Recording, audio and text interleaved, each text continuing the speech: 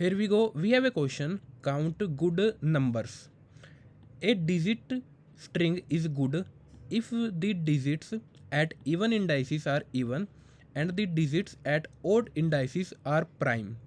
For example, 2582 is good because digit 2 and 8 at even position are even and the digit 5 and 2 at odd positions are prime.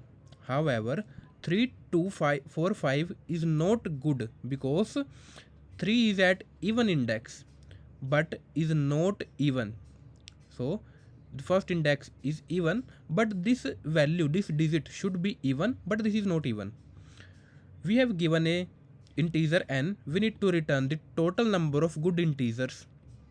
Since the answer can be very large, we need to apply modulus.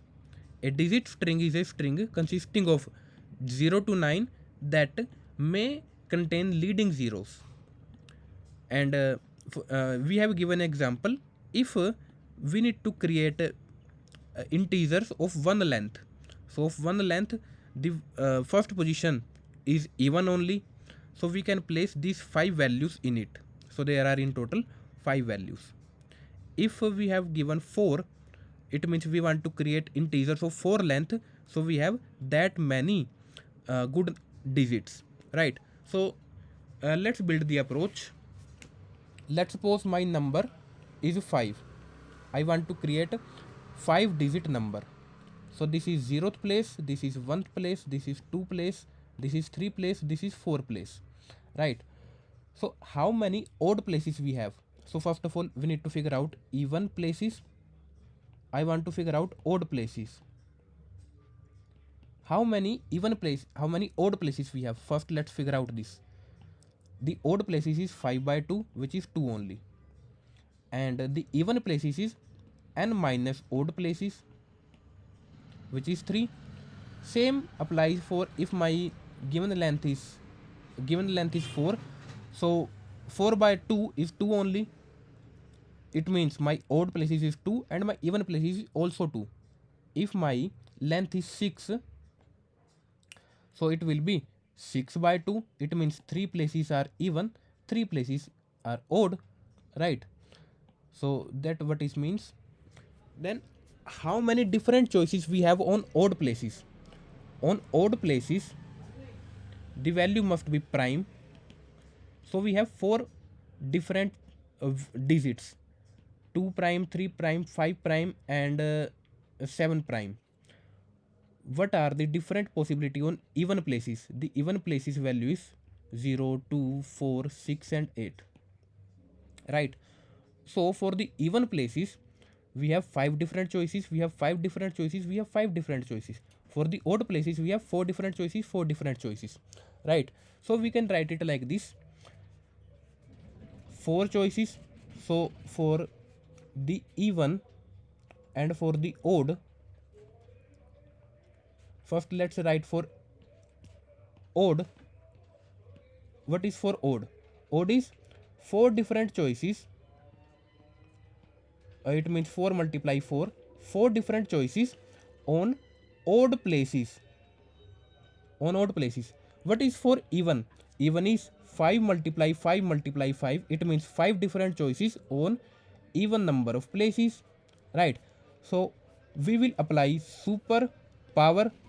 We will apply super power. It means a raised to power b, and we also need to apply modulus. So this is purely mathematical question. Let's code this. So we need to first figure out the odd places. It is n by 2, and for even places this is n minus odd places. Just return the value. It means 5 different values on even places multiply 4 different values on odd places.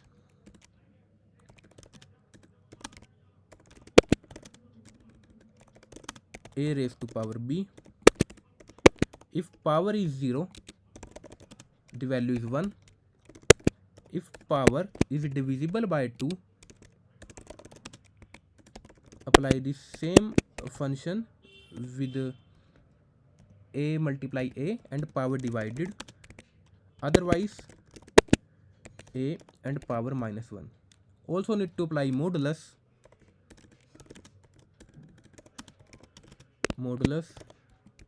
1e9 plus 7. Apply modulus here, apply modulus here, same for this, right, and also apply modulus here,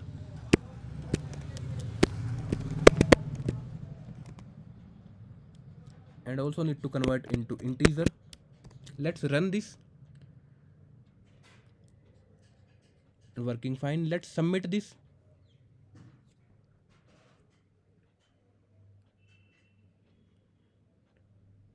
And working fine.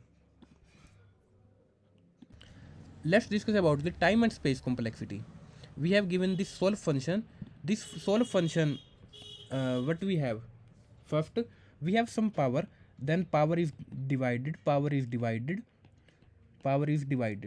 right? So this is power, this is either even places or this is either odd places. So we can say this is n by 2. And what is the time complexity? Time complexity is log of n, right? Log of n. This is my time complexity. What about space complexity?